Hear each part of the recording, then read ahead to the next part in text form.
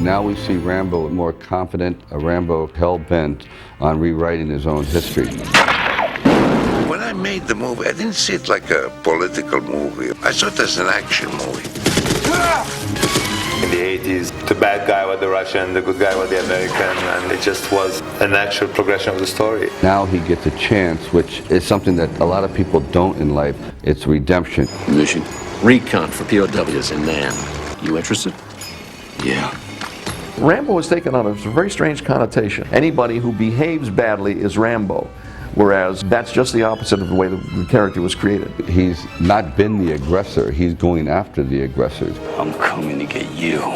You're not expendable. I'll be at a gas station filling up my car, and some guy will come along and go, "You're not expendable, Rambo." Sir, do we get to win this time? This time it's up to you. That line caused a lot of people who had been in Vietnam to cheer. So I think we captured again that moment in history where people wanted to win the Vietnam War all over again.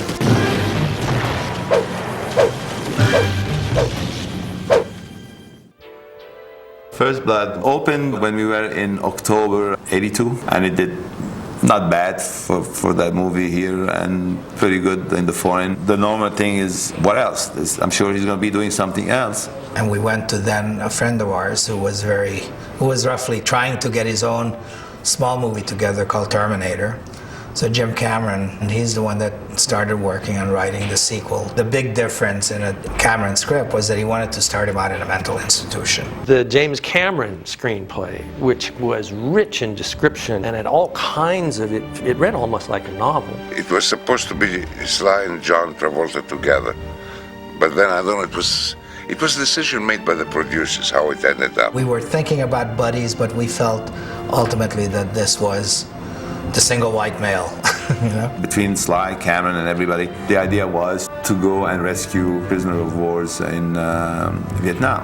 I always felt that they did exist, but how can we make this entertaining and deal with it, quote, in a Rambo fashion, that people that served in the military would be given kind of this cathartic, even though it's somewhat fanciful scenario where Rambo would go in there and basically do it on his own terms. The idea being that it was the politicians, those rotten bastards, if only they had stayed out of it, we could have won in Vietnam. In '72, we were supposed to pay the Kong $4.5 billion in war reparations.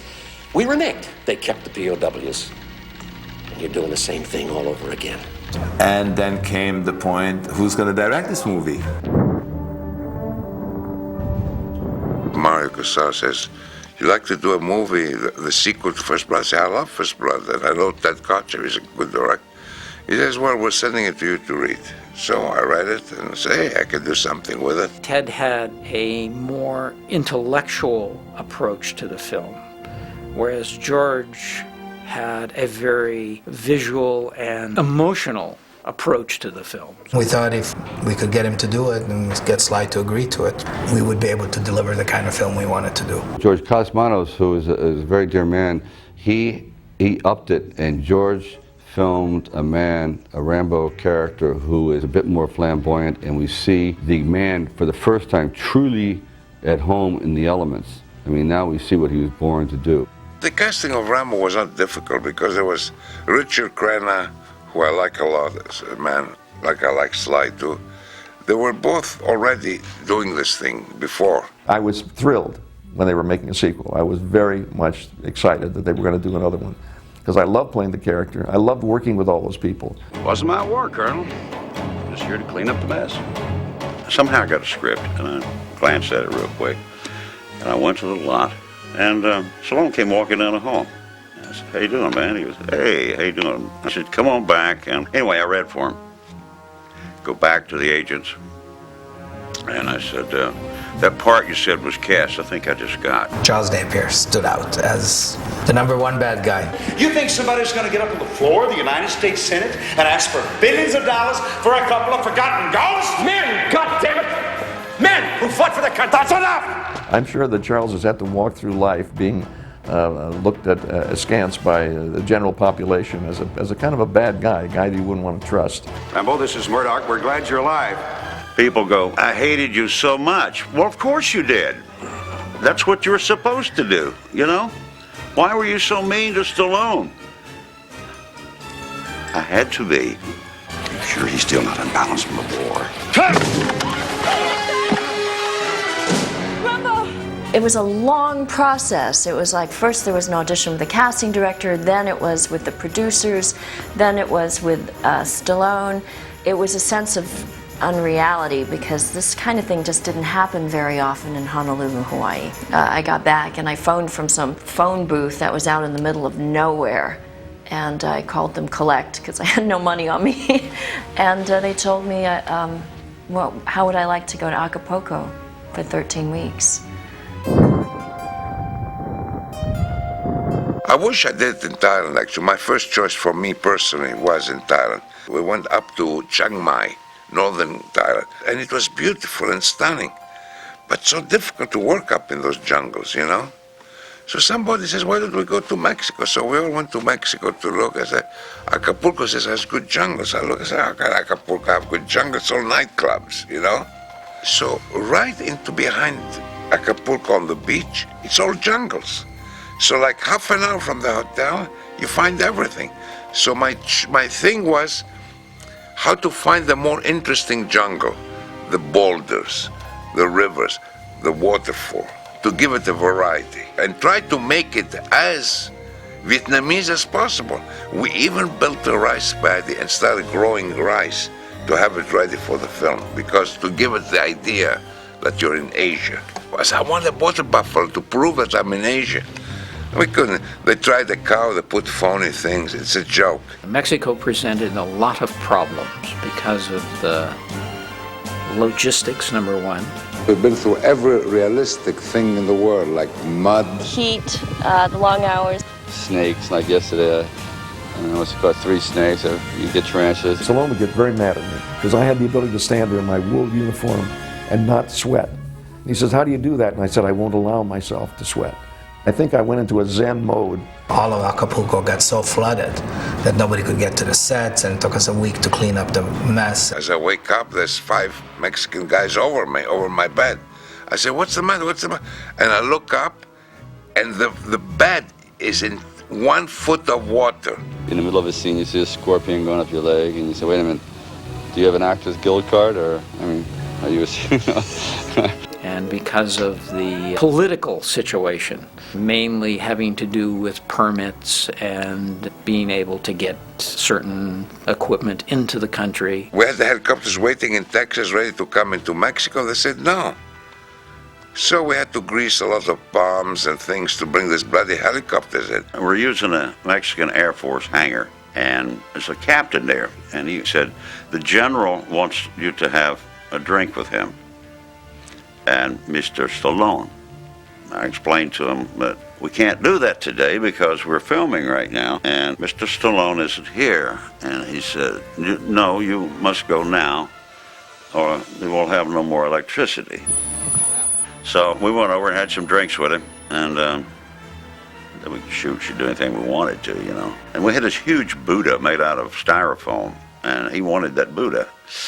And I said, you can have the Buddha, but you wait till the picture's over. After that, everything was fine. You know, thousands of people go to Acapulco every year for vacation, so as an actor, you can't really complain when you go there to work. There were a few nights out where we took the Slime-mobile out. You know, he became like the unofficial mayor of Acapulco. I don't think we stopped dancing until 2 or 3 in the morning. And Stallone keeps a grueling schedule because he's up in the morning and he works out every day without fail and every evening. And I have to say, it's probably one of the few movies I've done where the guy looks better than the girl.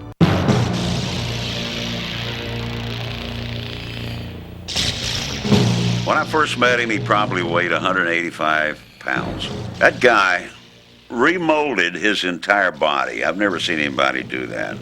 I mean, you can't imagine what he put himself through. We'd get up at 5 o'clock in the morning. He would go in, work out on heavy weights, free weights, doing all kinds of exercises. We finished the day's work, a very hard day's work. He'd go back into the gym again and work out again. You are strong, very strong. It was about 8 months of training, 4 hours a day. Toughen myself up, the SWAT combat courses, the archery courses, the survivalist courses. I think the man is nuts because he's given himself things to do in this picture that nobody should ask of themselves. He worked his butt off in that movie. He went into diseased water, mud, he dragged himself. The technical advisors on the show, the men that have actually been through the tours of duty, keep me honest, keep the story honest. Yeah! Dead center, how about it? In the movie, we take shots as far away as 185, 190 feet. We got lucky on a couple of them. Sly did have another note when he saw the picture. And I remember he called it arrow fly time. And it was the amount of time it would take for the arrow to go from the bow to its target. And he had me kind of lengthen. Whereas I had cut Sly, you know, letting go, and maybe got cut away. He wanted me to hold it a beat and then hold the next shot a beat. It kind of worked. It's the old arrow fly time. Arrow fly time, that's what he said. They're both very good editors. But the only thing, I like to smoke a cigar now and then, and he hates smoke. So I had a problem, I had to leave the room and all that. And we used to joke about it because there was always a pile of cigarette butts outside the door. Right. Just a pile that high. The director of photography was Jack Cardiff. I remember when I was on location and I was actually working with him, we'd be talking about stuff. And I was pinching myself. I'm working on a movie with Jack Cardiff. And this is the man who shot The Red Shoes. What a great cinematographer. When you do an action movie, you have to make it different and original. And we had to invent actions going through the movies. I started thinking, hey, how is he going to kill more Russians today or more bad guys today? They had a maiming montage, if you will, in the first picture. It seemed to work, so they put one in the second picture. Vignettes. He kills this guy, he kills this guy, he kills this guy. And we do it fast, and, you know, the audience responds like, whoa, you know. They really responded when he's covered in mud and you rack focus to the eye, and the whole audience always went, oh, cool. So you had to think all the time how you're gonna do all those action scenes, which were all different. Most of the special effects were actually shot or created through the editing. We had multiple angles of all these huts exploding, so I don't know how many huts explode, but they probably only had 5 on the set and 10 of them blow up. Yeah, and we used every one, and sometimes we'd use them twice. Yeah, we flop them and blow it up again. And I also was a strong believer that you just don't fly a helicopter. You fly helicopters low, which is much more powerful because they give it strength and speed. But also flying over villages, seeing human beings and things happening to them. Actually, one scene, one of the pieces we had fixed on the plane, on the helicopter, broke down and fell. And I said, leave it alone, it looks like an explosive, you know. I wanted to make it like a Western in the air. Like a duel, you see at the end when they come facing each other, it's like a duel.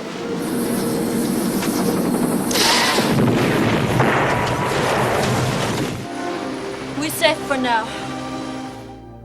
Stallone, he wrote this little, like a small love story, which I think makes him much more vulnerable, and that's very important. My character, Ko Bao, she only sees the vulnerability, and that's what moves her and touches her. You take me with you? I really fought to keep a kiss in there because I felt that my character should have a possibility of what could happen between them, of some sense of a dream that was in the making. And there's a potential of something really true there, a potential romance, which of course is nipped in the bud. And then, in a similar way to the first picture, that causes Rambo to snap. There was one unintentional laugh that we ended up cutting out of the picture. Rambo is holding her in his arms. She's dead, or she dies in his arms, and then he let out this scream, "No!" And the camera popped out wider, and the no echoed across the land, and the audience went wild. They started laughing hysterically, and Mark and I looked at each other and said, that comes out. This is why we have previews. Toward the end of the picture, Rambo has a little speech. The question that Troutman asked him is, what do you want, John? There were quite a few takes. I mean, there might have been 12 takes on it. And then what had happened is that Sly answered this little monologue in very different ways. in very different emotional ways. So you could play it any way you wanted, from being very vulnerable and breaking down into tears to being very powerful and holding in his emotions, but actually being more angry towards the fact that the POWs weren't acknowledged and cared about. And we went through a great deal of back and forth on which take was actually the most effective. And Sly came in, and we were able to whittle it down and go back and forth until we found something that everyone was happy with. And Sly had very strong opinions about that. I want what they want.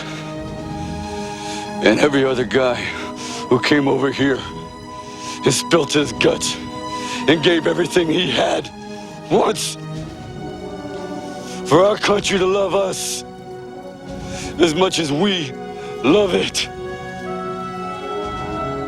That's what I want. Sylvester Stallone is back as Rambo, First Blood Part 2. The premiere, Rambo II, Hollywood Boulevard. I don't remember whether I got to ride in a limo or not. I hope I did. We went in and instant hit. And everything, the movie flowing and people were yelling and cheering and whatnot. It was frightening. The theaters were packed. There were big lines.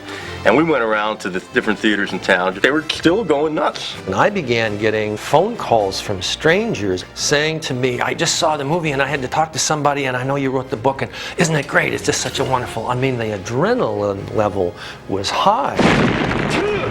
One day Andy calls me there and says, God, it's doing incredible. You won't believe it. I said, what? Everywhere. It crossed the board, actually. Japan was a huge hit.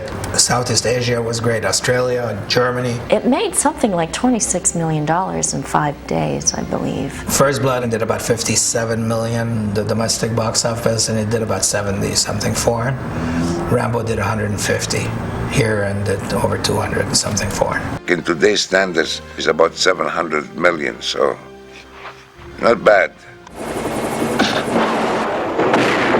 Everybody stole from Rambo, you know. Really. They did the Russian Rambo with a blonde Russian actor. I don't remember now very well. It's years ago, but I know they did that. People copied it the way the action was choreographed, doing the bullets falling on the ground in slow motion and all that. The audience got so into it that they would start cheering after every killing. And of course, this was the Reagan era, so I guess it was appropriate, but it was wild. The idea that Rambo was a violent film, I never got that. It was a war movie.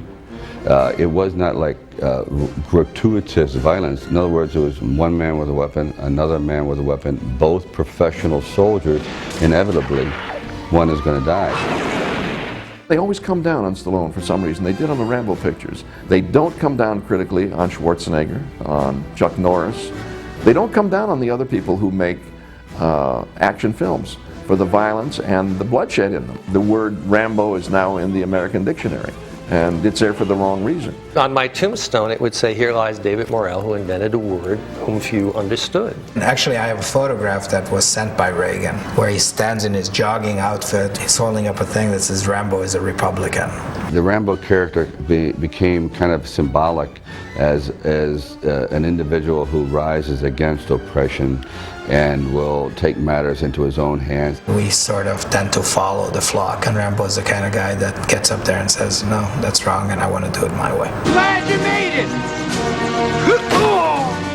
I said, I wish one day I'd make a movie that people jump in the aisles. And my wish came true. Mission accomplished.